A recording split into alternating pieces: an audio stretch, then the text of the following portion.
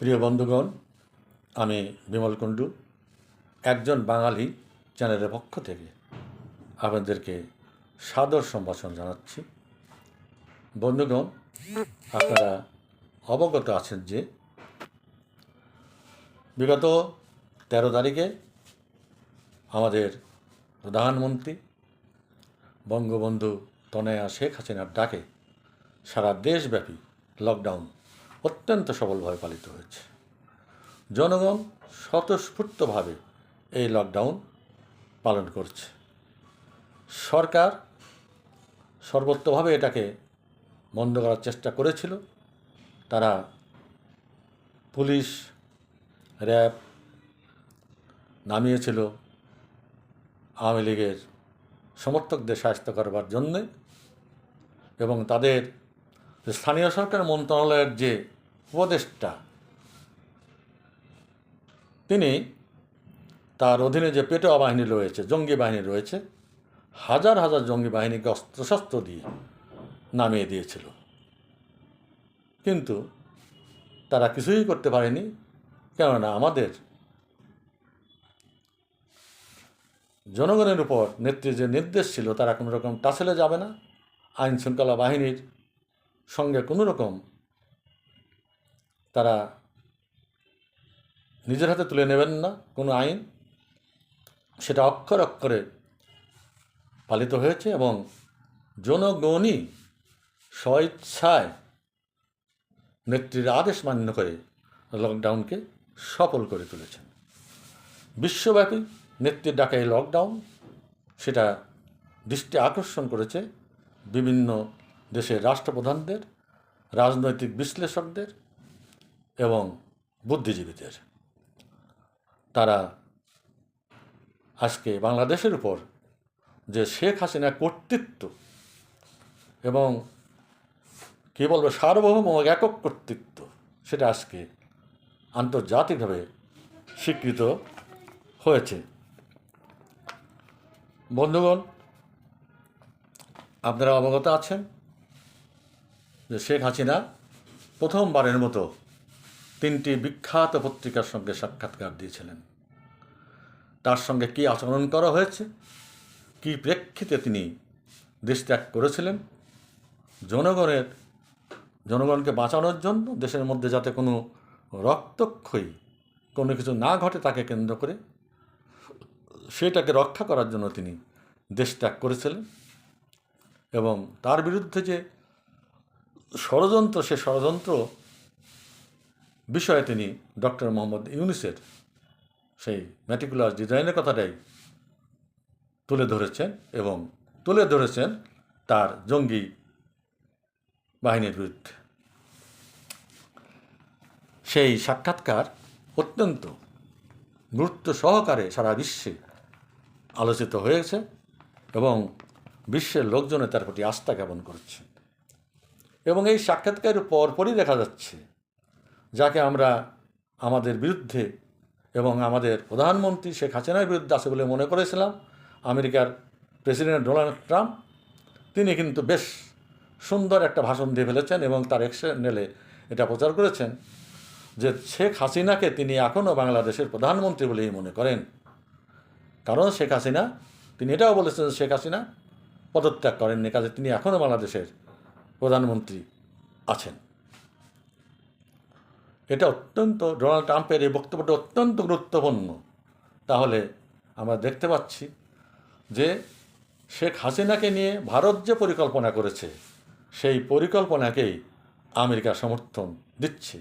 এবং এর পেছনে শুধু ভারত কেন বলবো, রাশিয়ারও সমর্থন রয়েছে, চীনেরও সমর্থন রয়েছে, যে শেখ হাসিনাকে সম্পূর্ণ অবৈধভাবে তাকে দেশ থেকে বাধ্য করা হয়েছে এবং তিনি দেশের প্রধানমন্ত্রী আছেন।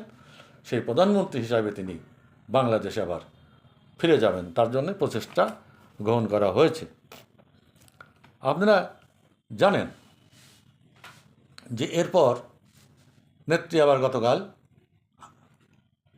একটা দিয়েছেন, 3 দিনের একটা শাটডাউন প্রোগ্রাম দিয়েছেন, যে সারা বাংলাদেশে জনগণ 3 দিনব্যাপী তারা যেন শাটডাউন পালন করেন। এর আগে লকডাউন সেটা জনগণকে ঘরে থাকতে বলা হয়েছিল। শাটডাউন বলতে জনগণকে দোকানপাট ইত্যাদি বন্ধ রাখার কথা বলা হয়েছে, গাড়ি ঘোড়া ইত্যাদিও বন্ধ রাখার কথা বলা হয়েছে। শাটডাউন বলতে যা বোঝায় আর কি। আমরা আশা করি জনগণ যেভাবে বঙ্গবন্ধু তনয়ার প্রতি সমর্থন জানিয়ে 13 তারিখে লকডাউন পালন করেছেন, তেমনিভাবে এই 3 দিনের শাটডাউনও বাংলার জনগণ সফল করবেন। এই শাটডাউন বন্ধ করার জন্যও বিভিন্ন সংবাদ মাধ্যম থেকে আমরা জানতে পারছি, গণমাধ্যম থেকে জানতে পারছি যে সরকারের স্থানীয় সরকার মন্ত্রণালয়ের যে উপদেষ্টা আসিফ মাহমুদ সজীব ভূঁইয়া, যিনি একবার দম্ভ করে বলেছিলেন যে 5 তারিখে যদি সরকার পতন না ঘটতো তাহলে তারা সশস্ত্র বিদ্রোহে নামতেন, সশস্ত্র বিপ্লবে নামতেন। কাজেই বোঝা যাচ্ছে এবং জনগণ অত্যন্ত সচেতনভাবে এটা বুঝে নিয়েছেন যে এই যে অন্তর্বর্তী সরকারের কয়েকজন উপদেষ্টা এবং সমন্বয়ক যারা ছাত্র আন্দোলনের সঙ্গে ছিল তারা জঙ্গি, এবং তাদের সঙ্গে বিশ্বের বিভিন্ন জঙ্গি বাহিনীর যোগাযোগ রয়েছে। তাহলে এত বড় সাহস পায় কী করে, আর এত অস্ত্র শস্ত্রই বা কোথায় পেল তারা? ইতিমধ্যে তারা পাকিস্তানের সেনাদের এখানে ডেকে নিয়ে আসছেন। সংবাদ মাধ্যম সূত্রে জানা যাচ্ছে পাকিস্তান এখানে অনেক জঙ্গি ঘাঁটি করে তুলেছে বাংলাদেশের মধ্যে, এবং আইএসআই অফিস রাজনীতি পূর্বে আমরা দেখেছি পাকিস্তানের একজন second in command lieutenant general Mirza তিনি ঘুরে গেলেন এবং অবৈধ আচরণ, অসভ্য আচরণের মধ্য দিয়ে তিনি বাংলাদেশের প্রধান উপদেষ্টা ইউনূস সাহেবকে বুঝিয়ে দিয়ে গেলেন যে তারা যা ইচ্ছা বাংলাদেশে করতে পারে, এবং যে ঘোষণা তারা করেছিল যে এরপরে তারা ভারতের 7 সিস্টারকে আক্রমণ করবে পূর্ব দিক থেকে, সেটাই হয়তো তারা জানিয়ে দিয়ে গেল এই পাকিস্তানের second in command lieutenant general Mirza. এবং ইতিমধ্যে বিভিন্ন সূত্র মারফত জানা গেছে যে পাকিস্তানের হাজার হাজার জঙ্গি সেখানে ভরে গেছে, এবং আইএসআই এখানে অফিস করছে বাংলাদেশে, এবং জঙ্গি ঘাটেও গড়ে উঠেছে বিশেষ করে রংপুরের লালমনিরহাটের বর্ডারে এবং কক্সবাজারের দিকে।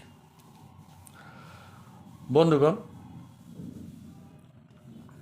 আবার এই যে 3 দিনের জন্য যে শাটডাউন পালিত হতে যাচ্ছে, এই সজীব ভূঁইয়ার যে পেটোয়া বাহিনী অস্ত্রশস্ত্র নিয়ে নেমেছে, তারা প্রকাশ্যে ঘুরে বেড়াচ্ছে অস্ত্র নিয়ে বলে আমরা জানতে পেরেছি, কিন্তু তাদের বিরুদ্ধে অবৈধভাবে অস্ত্রের প্রদর্শনী, তাদের বিরুদ্ধে সরকার কোনো ব্যবস্থা নিচ্ছে না।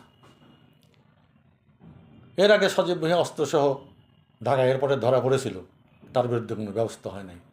কাজেই ইউনূস সরকার যে জঙ্গিদের সমর্থিত একটি সরকার এবং জঙ্গিদের লালন পালন করা একটি সরকার, সে কথা বুঝতে আর কারোর বাকি নেই, বিশ্বেরও বাকি নেই।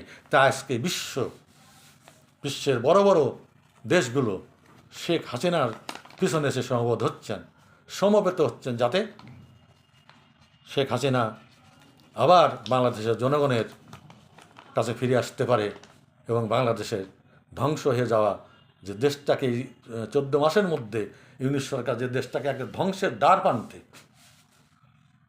এনে দাঁড় করিয়েছে, শেখ হাসিনা যেন আবার এসে সেই দেশকে বাঁচানোর জন্য হালটা ধরে।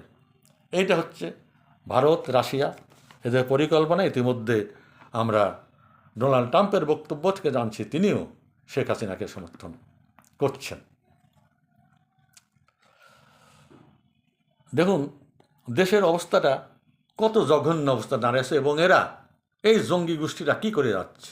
এই যে টাকলা ফোয়াদ একটা আছে ব্যারিস্টার নাকি, সে গতকাল সে কক্সবাজারে একটা হোটেলে মহিলাসহ অবৈধ অবস্থায় ধরা পড়েছে, এবং সেটা ভিডিও করে ভিডিওটা ছেড়ে দেওয়া হয়েছে সোশ্যাল মিডিয়ায়। সে ভিডিও ঘুরে বেড়াচ্ছে, কিন্তু সরকার এই টাকলা ফোয়াদের বিরুদ্ধে কোনো রকম ব্যবস্থা গ্রহণ করছে না। এখন সে তো একটা পার্টির হেড, এখন জনগণের কাছে মুখ দেখাবে কেমন করে?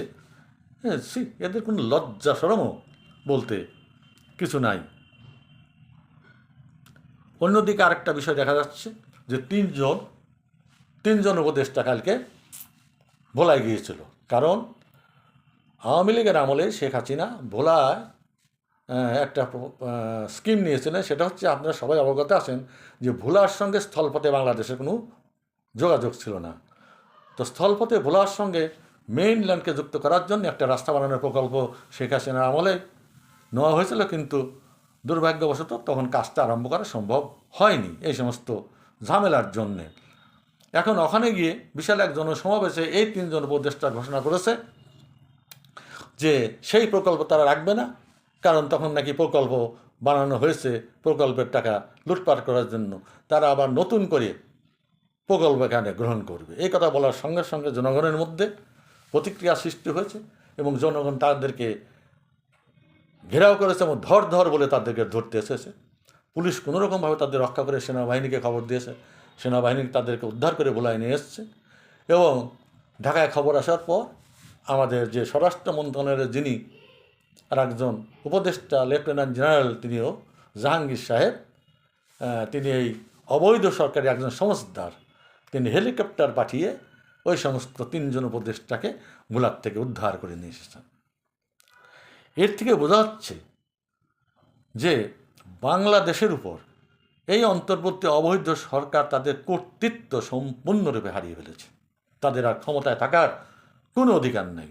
এখন জনতার দাবি যে এই সরকার অনতি বিলম্বে পদত্যাগ করে চলে যাক, দেশটাকে বাঁচাক। দেশের সংবিধানকে আমরা রক্ষা করতে চাই। আমরা স্বাধীনতার চেতনায় বিশ্বাসী মানুষেরা দেশের স্বাধীনতাকে চেতনাকে আমরা রক্ষা করতে চাই। দেখেন, ভারতের সঙ্গে তো এই সরকারের কোনো বনিবনা নাই। প্রায় সময় এই সরকারের বিশেষ লোকেরা হুঙ্কার ছাড়ে যে 7 সিস্টার তারা দখল করে নেবে। এই হুঙ্কারের জন্য কি সর্বনাশ তারা করেছে যে আজকে ভারত 7 সিস্টারে তাদের এলাকায় তারা ওখানে বিশাল সৈন্য সমাবেশ করেছে। ওইদিকে রংপুরের লালমনিরহাটের যে একটা চিকেন নেক রয়েছে বাংলাদেশের, সেখানে তারা বিশাল সেনা সমাবেশ করেছে। যে কোনো মুহূর্তে এই সমস্ত লাগামহীন কথাবার্তা বলার জন্যে ভারত যদি আক্রমণ করে বসে তাহলে কি হবে? তারা গর্ববোধ করছে বাংলার এই সমস্ত দুষ্কৃতিকারী অবৈধ সরকারের যে জঙ্গি বাহিনী রয়েছে, তাদের কাছে অনেক অস্ত্র রয়েছে। পাকিস্তানের মধ্যে অনেক অস্ত্র এনে সমাবেশ করেছে এবং জঙ্গিও নাকি বহু এসে তাদের আশ্রয়ে রয়েছে। তাদের দিয়ে নাকি তারা ভারতের বিরুদ্ধে যুদ্ধ করবে। দেখেন কত বড় সাহস! ভারতের বিরুদ্ধে যুদ্ধ করবে, রাশিয়ার বিরুদ্ধে যুদ্ধ করবে। আহা, তারা একেবারে সম্পূর্ণ ভারতকে গাজিয়াতলহীন করে ফেলবে। কি সাহস আর কি দায়িত্বহীন কথাবার্তা! দেশটাকে, বাংলাদেশটাকে ধ্বংস করার জন্য, সোনার বাংলাকে শ্মশানে পরিণত করার জন্য। তো এতই যদি তোরা পারিস, তাহলে এই যে জাতীয় নিরাপত্তা উপদেষ্টা খলিলুর রহমান শেষ পর্যন্ত দিল্লির ডাকে, অজিত ডোভালের ডাকে দিল্লিতে যাচ্ছে কেন? সেনাপ্রধান যখন তার প্রোগ্রামটাকে ক্যান্সেল করলো, কয়েকদিন আগে দিল্লিতে যে অধিবেশন ছিল সেখানে গেল না, তাহলে আজকে খলিল মিয়া দৌড়াচ্ছে কেন? আজকে এইগুলি হচ্ছে ভাববার বিষয়। তো ভিডিওটা অনেক বড় হয়ে যাচ্ছে।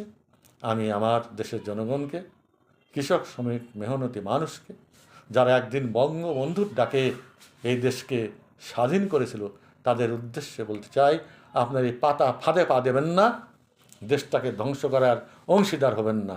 সবাই আপনারা সতর্ক থাকুন, সাবধানে থাকুন। সবাইকে ধন্যবাদ। এবং যাওয়ার আগে আবার একগুলো যাই যে 3 দিনের যে শাটডাউন ঘোষণা করেছেন আমাদের নেত্রী বঙ্গবন্ধু কন্যা, আপনারা এটাকে সর্বত্রভাবে সফল করে তুলুন। জয় বাংলা, জয় বঙ্গবন্ধু।